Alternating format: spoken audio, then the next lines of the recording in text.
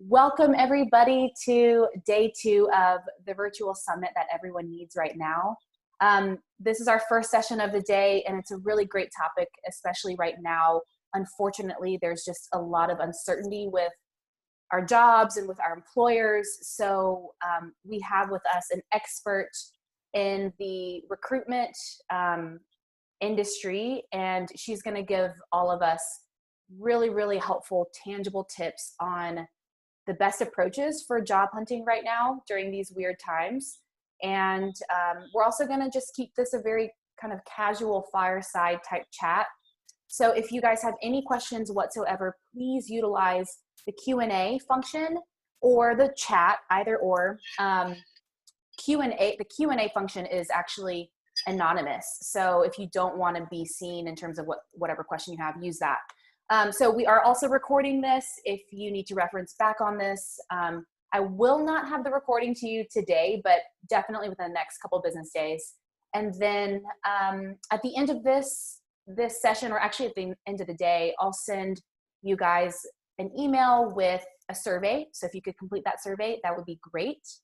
And enough talking from me. My name is Maggie Carruth O'Connor. I'm so excited to be hosting all of these sessions, and I'm very grateful too for all the speakers to be able to just volunteer their time this way. So without further ado, I'm gonna let Leah introduce herself. Hi guys. First of all, thank you guys for coming on this. I'm so excited to talk about this. I am the founder of a recruiting company that is sales focused here in New York City. Currently on day of quarantine, I don't know, could be close to 50. I mean, it could, I have no idea. I will preface that I do have a dog, so I have locked him in the bedroom. I am hoping that we can get through this without any noise. But I am happy to dive into some good stuff about how to, dare I say, skirt the process here. There are a lot of things happening, and when you see just a massive amount of people out of work like this, job boards get flooded and they become useless. So I think it's a really good topic to talk about how to kind of leverage your network here and kind of move your process forward. Yeah. So with that said, is it safe to say that LinkedIn is probably the best platform right now to kind of leverage your network and leverage yourself as well? Yeah, I think LinkedIn is really good, but I think I will caution you on this. LinkedIn is not, you have to, I kind of talk about this regarding a personal and professional network. You have to look at LinkedIn like a bank account. Have you made enough deposits to ask for withdrawal from that LinkedIn connection? I am flooded daily with people that I don't know asking me for stuff I'm not going to give them. So I caution you to use LinkedIn as a network, a professional network, but also you have to earn references and you have to build that network. And if you've done the work to leverage that network, it is an incredible tool for you, but it is not the time to create a LinkedIn account and just start peppering people. Yeah. It's very important that this is done methodically and intentionally. And I think that's where people are kind of diverting on this. If I don't know you, I'm not going to introduce you to the CFO at a company that I work with. It's just not going to happen. So what would you say then I love honestly that idea of thinking of it in terms of this bank account. That's super helpful, I think. So what would you say to the folks who are really mainly utilizing LinkedIn and maybe they don't really know, now that they're thinking about it, whether or not they're putting enough money in to withdraw, right? So what would you say to people? How do you earn your spot, so to speak? Yeah, so I think it has to be kind of like a pyramid scheme. I think the way that you can do it, especially now, is, so I've talked to a lot of people, and I actually spoke about this last week. If you see a job that let's say, we're going to just use whole numbers here. Let's say Salesforce. I work in sales recruiting, so I'm happy to use them as kind of like a general speaking. So let's say you see a job at Salesforce. It's kind of like the 6 degrees of separation here.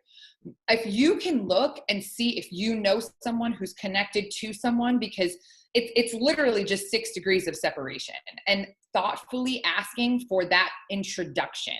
I think I wouldn't go right to a hiring manager. What I would do is look for the hiring manager on a LinkedIn, a platform like that, and find out if you've got mutual connections. And if you've got a set of mutual connections, that is the best way to get yourself in front of that person, especially if you know that person well and that person happens to know that person well. I can tell you that my business wouldn't be my business if I didn't operate like that. We have our largest client one year because I went to my old manager and said, hey, I saw that you're connected with this person. Do you know him? He gave me the intro, and from there, the rest is history. I mean, they were our biggest client of the year. They essentially put my company on a rocket ship. And so I think just leveraging like that, who do you know? I think in these times, the best mindset and the mantra you should constantly be using is, who do you know? Who do you know? Who can I know? Who do you know? Every single time you talk to someone, keeping that mindset will be really helpful for you. Okay, great. And I think maybe we need to back up just for a second too. What about the person who is just starting to utilize LinkedIn as kind of this networking job hunting platform? What would you tell them in terms of, you know, what kind of picture to use and the little tagline underneath their name? Can you walk us through just the actual, LinkedIn can be, so for me, LinkedIn can be so effective, even if you're just getting started. So the best thing for you to do in that type of situation, please don't use a headshot from a bar. Please don't. Number one. Number two, right now, you're not going to get a professional headshot, but a selfie is fine. It really is. I mean, we are in 2020. It's okay, but please don't use a headshot from a bar or something inappropriate where you can see just don't. Number two, put that you're not working in there. In your headline, put that you are not working, recently laid off. I actually use Boolean searches sometimes to see that. So put that you are looking, actively seeking X, Y, and Z. I'm very focused in sales, so I will make a full disclosure that I always revert back to talking about people looking for sales jobs. But this can be really relevant in your role, right? If you're not. In your bio, in your actual last job description, it is so super important that you detail what you've done, what your accomplishments are. I mean, I say this to sales reps all the time. I know that you did 20 cold calls a day. I get it. I got it. Okay. You're a sales rep. So if you are an accountant, what money did you save the company? What error did you fix, saving the company $20,000? If you are a sales rep, did you go to CEO Club? That should be first and foremost on every single LinkedIn profile that you have, because I see it a lot where it's kind of just worked at X, Y, and Z, 20 cold calls a day, 100 meetings a week. Right. I already know you do that. Yeah. So it's diving deeper into whatever metrics that you have that are relative to your job. It's not just the surface level stuff. It's deeper. And I'm thinking about creatives or, account facing people. It's trying to be as specific as possible, because sometimes the numbers are hard for those kinds of roles, but I'm with you. I understand high level what your job is, so I want to know more. That's not the point of this job description, right? I want to know what you did. Yeah. And human nature, we just move quickly. I do it. I'm sure there have been good candidates that I've missed because I just was scrolling really fast and a word didn't pop out at me. Yeah. And as a recruiter, and I can speak for all recruiters, we are looking for bullet points. We want to leverage you to our hiring manager to make us look good. Yeah. So if I can say to this person, you should talk to X, Y, and Z because he closed X, Y, and Z, or this is a website he designed. If you are in creative, have pieces and things that you've done right there, front and foremost. If you are in sales or in leadership, we work with a client and he's got all of his speaking engagements right on the top of his LinkedIn. Also really helpful. Things that you've done. Yeah. We have a question here that I'd like to go ahead and read out loud if that's okay. Yeah. I'm furloughed, so I'm hoping to go back to work, but just in case, I'm starting to look. I've been putting something like that in my cover letter when I'm applying. I'm not sure which thing she's referring to, but I don't want to put that I was laid off or not working on my profile because I still have a glimmer of hope that I'm going back. What do you suggest? Okay, so she was referring to actively seeking a job or whatever. So she's working, she's furloughed, she may go back type she may go back, but yeah, and she's hopeful, but she's also starting to look too, passively look.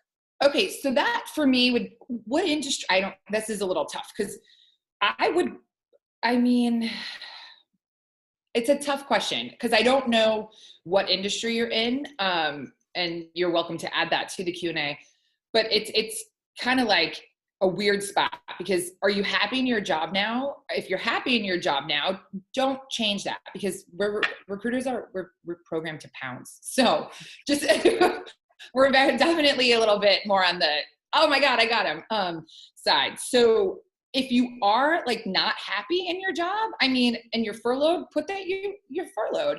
But I will caution you that a hiring manager is going to tread lightly if they see that there's a potential you may go back and they could lose you. Yeah. So you have to really come to that agreement on your own of, do I really want to go back to this job if it's offered to me or not? Because if I saw that on a LinkedIn resume and you were like, well, if they call me, I'm going to go back, you're going to the back of the line. Yeah. Yeah. Because there are people out there that are laid off and I'm going to invest my time and my resources into them and they're not going to leave if their job calls them back. Yep.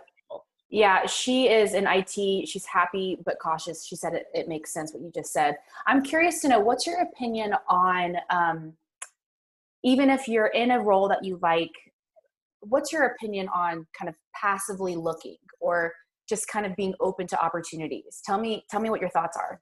Right now, if you are in a job, I wouldn't move.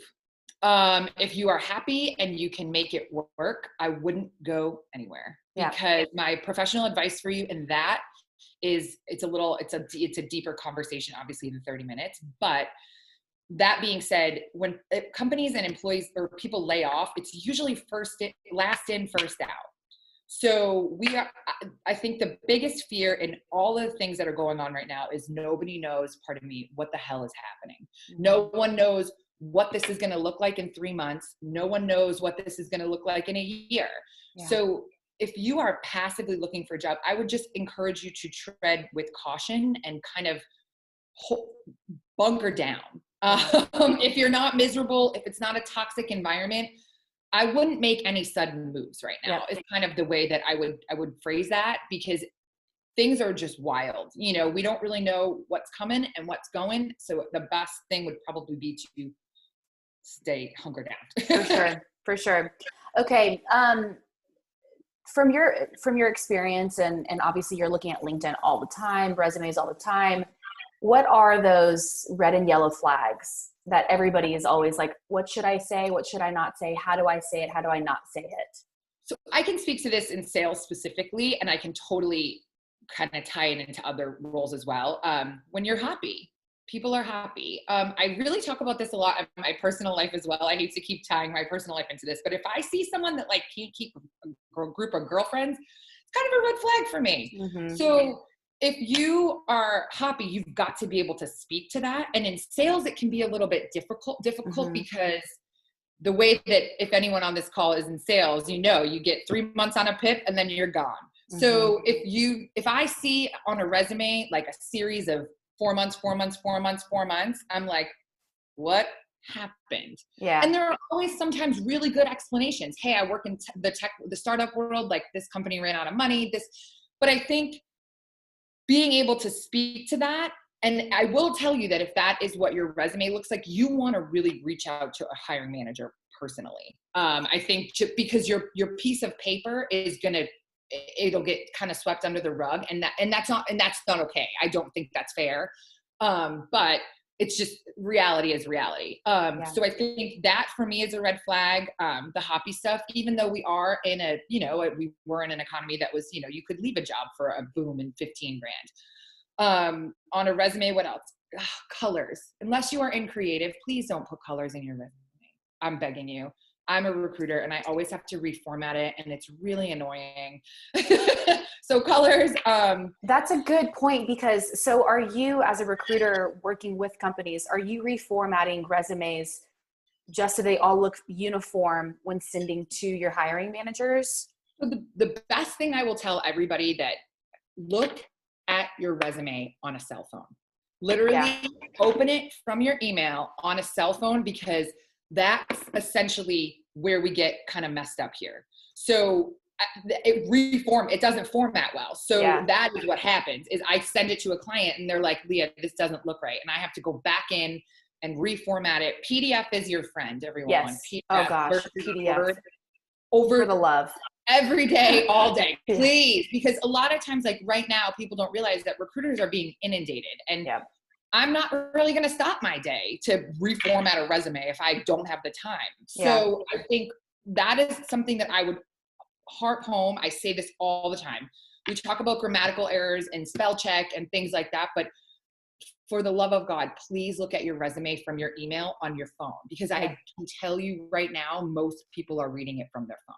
Yeah. It's just, the reality of it. And so that is definitely something. And on your resume, again, talking about bullet points of what you've done. In sales, we have a phrase and it's called WIFM. What's in it for me? Remember that phrase with a hiring manager looking at your resume. What's in it for them? What's going to grab them really, really fast in a tech role, in an accounting role, in a sales role? It's all the same. It's a piece of paper. I'm looking for a reason to engage with you and have a conversation with you. And your resume is going to help me do that. Yep. Another question I'm going to read out loud. On LinkedIn, if the job poster is listed, what is the most appropriate way to engage them once you have submitted your resume and cover letter? What messaging is impactful? Sure. It's who you know. If you can go see that hiring manager and you, again, I don't know if somebody just jumped on and you happen to have a connection to that person some way, somehow, that's the best way to do it. But if you don't, I will encourage you. In a lot of these worlds that I work in with startups, they have a blog. And I always tell candidates this when I'm prepping them for an interview. I want to know why you're good for this role and what research you've done would make you confident in being good for this role. And I need it to be done very succinctly.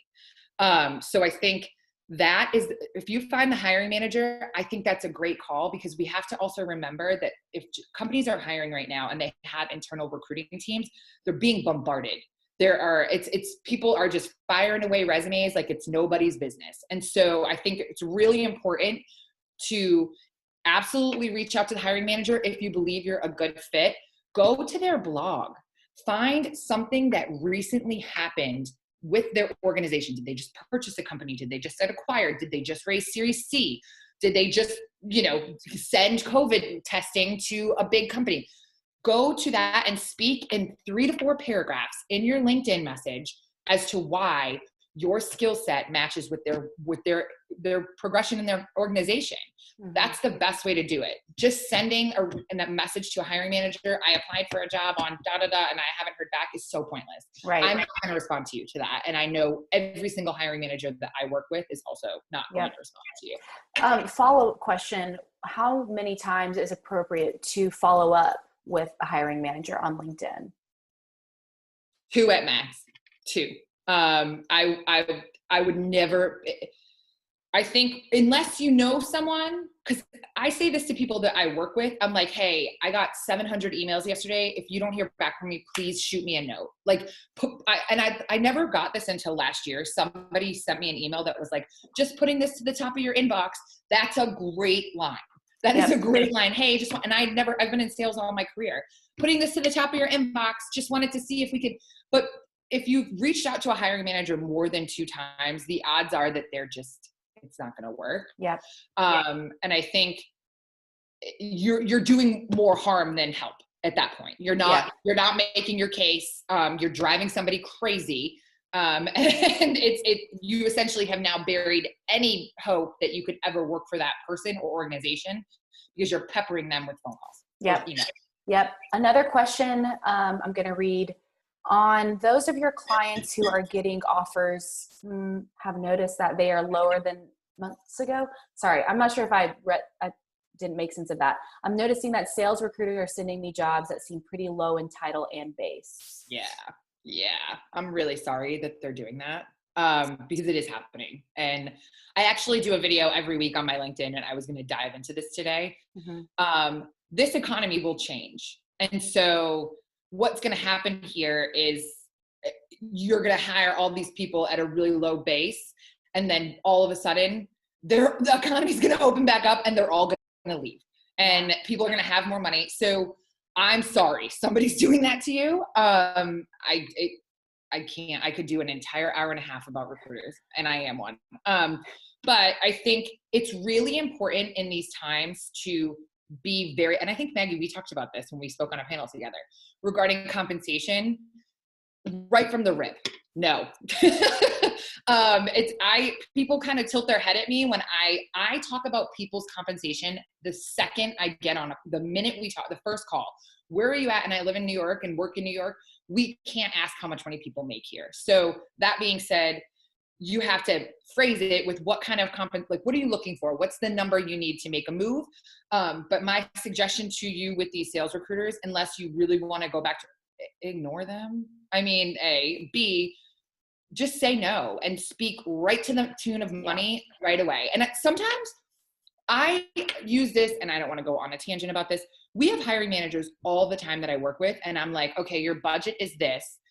I like this guy. He wants, or girl, she wants this. What do you want to do? And the hiring manager will say 9 out of 10 times, I want to talk to her.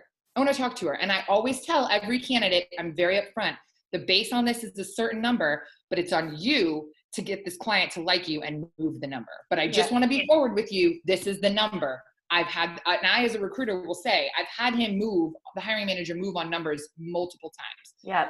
This is just the number. Yeah.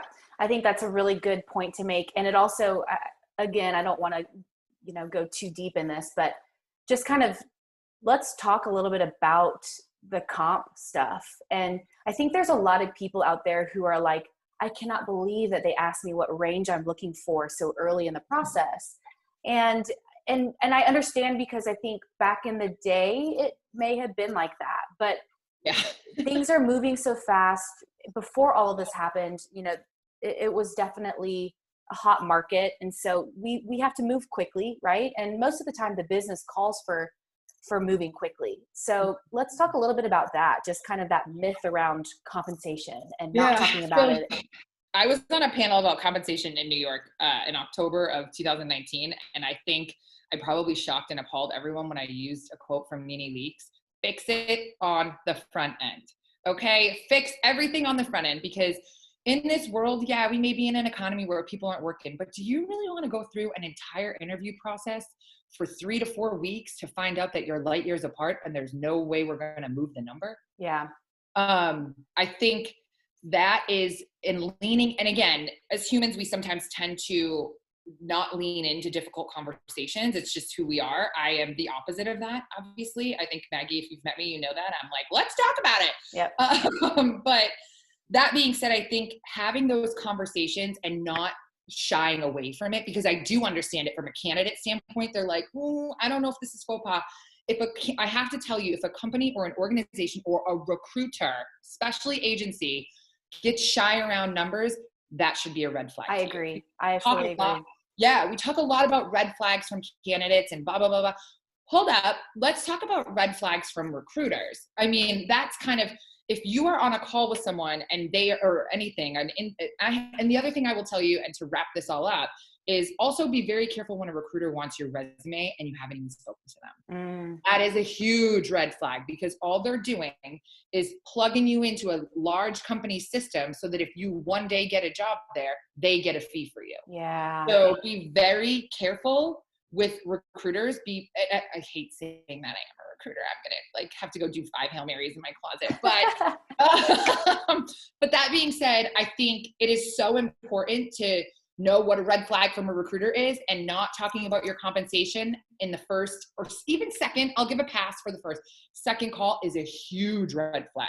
Huge. Yep. That's super helpful. I love hearing that take from your side. Okay, one more question. Interviewed twice with a company before quarantine began. Haven't heard anything since, and have been hesitant to bug them in these hard times. Is it worth closing the loop in general when ghosted by hiring managers? And how about during pandemic? We are all, and Diana is going to talk about this, and Chris this afternoon, about talking to people during a pandemic. Call them or email them. That's rude. Like, I hate to sit here, I don't want to, But that's very rude to put someone through a process, and occasionally things fall through the cracks, you know, but if you've gone through a series where you've taken time out of your day, gone into an office, and in tech, a lot of people have to do like projects or assignments. And I get on clients all the time. I'm like, we need to talk. You had this person do a presentation to you about X, Y, and Z. Like, you gotta, hey, we gotta close the loop here. And so reach out. I pandemic be darned, you know, absolutely reach out. If you interviewed for a place twice, they may not be able to give you specific feedback, because my sister works for a very large Fortune 100 company and they can't, you know. But that being said, you should have some sort of closure as to where they're at. You should reach out. Yeah, for sure. And I know that for us, we had a lot of account facing roles that were open, and I had specifically a couple people at the finish line. I mean, offer letter approved, and all of this happened. And, you know, obviously a lot of these account facing positions, they are client facing positions. They're not going to be able to travel. They're not going to be able to run these live meetings, all that stuff. So for me personally, for the ones who I was like bringing through the process, even the ones who maybe didn't make it to the final, but regardless, it's that person, the recruiter should be in communication with you. And if they're not, that's a bummer, but definitely reach out. I think the other thing, the last thing I will touch on that, and we had to have a very difficult conversation yesterday with someone that was at the finish line, and they're pushing it out. We don't know when it's going to open. If you are a recruiter on this call, you need to treat this like you are working in sales, and your database of candidates is a pipeline, and you should continue to touch. If you are working with clients and candidates, you should be a touch. Hey, how's it going? You okay? Because the floodgates will open up and talent will disappear. Yeah. So please be cognizant of that. If you are a recruiter on this call, I don't know if anyone is, but this is going to shift. I don't know when, I don't know how, but we can't all stay in our homes forever. So I think just treating this like a sales pipeline of, hey, how's it going every 3 or 4 weeks? This is where we're at. You're still a top priority, or a client, a candidate for us, keeping that moving forward, because that way, when it does open, you can plug and play. Yeah. Okay. So I know we only have a few minutes left. Is there anything else top of mind that you want to talk about? And also, if you have questions, ask them probably right now, because we only have a few minutes. So yeah.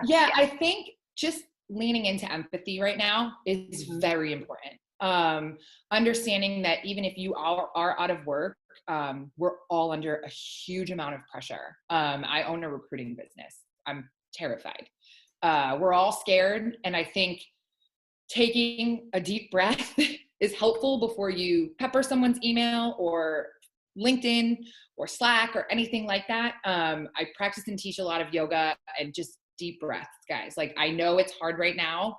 It's so scary, but coming into situations in chaos and leading with chaos and anxiety is not going to get us anywhere. So I implore you to just approach every situation guided through empathy and compassion and understanding. I love that. That's such an important thing to mention at the very end. And if you guys are interested, we do have a topic on empathy later today. I can't remember the exact time. And then we also talked about mindfulness and meditation yesterday, and the recording is in progress. But I agree with you fully. I think all the time we should practice empathy and be more empathetic towards one another. But especially right now, like you said, everybody is under a huge amount of stress. So, okay. And please find me on LinkedIn. I'm happy to, as my day allows, have conversations and see if I can point you in directions. Do you want to throw your LinkedIn link in the chat? That would be super helpful for folks. And hopefully if you guys are utilizing LinkedIn correctly, you're not going to just hit the connect button. You're going to have some sort of context. You're going to... We could do that. That's a whole day of LinkedIn manners. We could do an entire manners. I know. I'm putting this in now. Sorry, guys. I think I've already gotten a couple of requests. Good. I think I did that right. Guys, I feel so, hold on a minute. You got it? I can pull yours up. Okay. Yeah, we're good. Okay, cool. All righty. Cool. Well, thanks so much for doing this. Yes, this was awesome. Thank you so much for your You're welcome. time and just your expertise and your knowledge. It's so helpful. Yeah. I also just appreciate how down to earth you are. It's so easy to just learn from you. So yeah, this is amazing. I had to take it so I can put it on LinkedIn. Oh yeah, you should. Yeah. Okay. Well, thank you everybody for Thanks, listening. I'm going to send a survey out later today. Please fill that out and tune into some more sessions. Thank you, Leah. Thank you, everyone. Yeah. Bye. Bye.